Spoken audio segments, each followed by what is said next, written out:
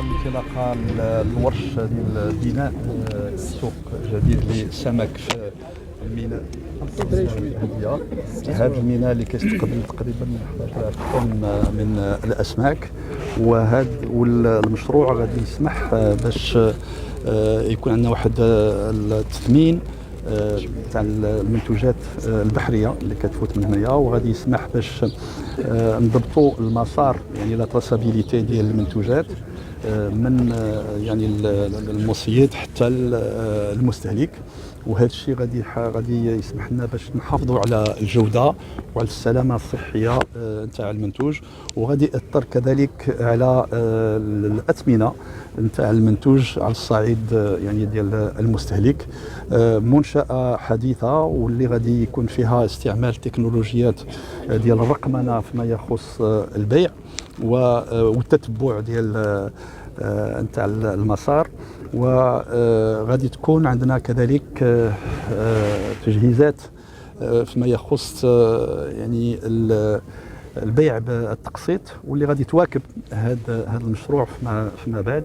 وهذا الشيء طبعا عنده واحد الوقع كذلك فيما يخص الصيادين، واللي غادي تكون واحد القيمه مضافه للمنتوج، ويكون كذلك يعني المراقبه، ويكون كذلك الدخل ديالهم غادي يتحسن ان شاء الله، وحتى الكميات يمكن لها غادي تزاد فيما يخص يعني الافراغ.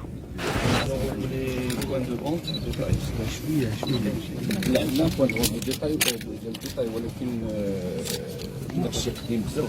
بقينا اجتهاد من المجلس البلدي ديالنا ديال النقره ديال المهديه باش يدار سوق جديد بالتقسيط. عندنا مشكل ديال الارض، دائما عندنا حاجز، ولكن ان شاء الله الرحمن السيد الرئيس عودنا غير دبروا الارض ونعاونكم في كاين عندنا مشكل هذا هي بالنسبه للتقسيط كاين، ولكن باقي دابا لا يمكن باقي ما عرفناش داك السيد الرئيس. كاين دابا السيد اللي غادي يعاون ديال واحد بحال اللي غيدار بالبرنامج ان شاء الله الجيل الجديد حتى هو اللي خصو يتعاوننا عليه. هو الشونتي نافال. دابا حنا المشكل اللي طرا لنا اننا كنديبلاسيو الطنجة، كنديبلاسيو العريش، كنديرو الصيانه للمراكب وفي كنبنيو المراكب ديالنا. الوغ لا تيفيا والمسائل كتستافد منهم الجهه ديال طنجة، عوض ما كتستافد منهم الجهه ديالنا ديال الرباط ولا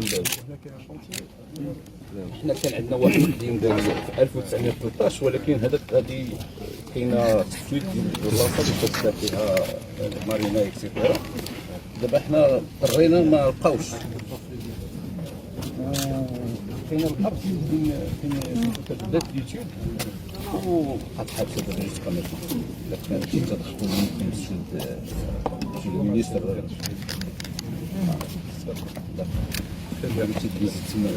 بسم الله الرحمن الرحيم. مهدي العربي، رئيس جامعة الغرف ديال الصيد البحري في المغرب. اليوم التواجد ديال معالي الوزير ديال الصيد البحري والفلاحة بمدينة مهدية هو تمرة لواحد المجهود اللي كنا بديناه في 2011 باش دار اون هال ديال الحوت بالجيل الجديد.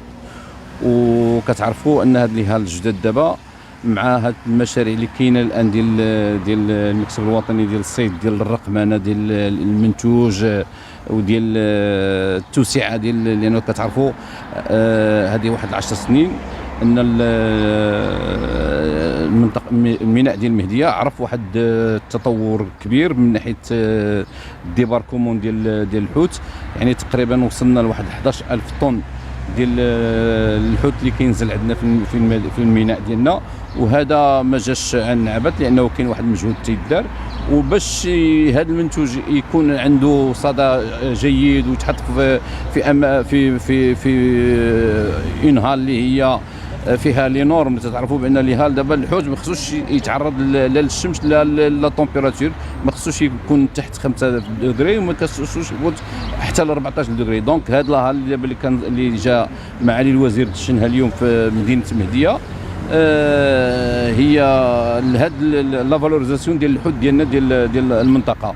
وكيف ما دار كان من المفروض ان معالي الوزير يمشي معنا المنطقه ديال الميناء الكبير اللي هو في كاين لي ديباركومون ديال السمك السطحي.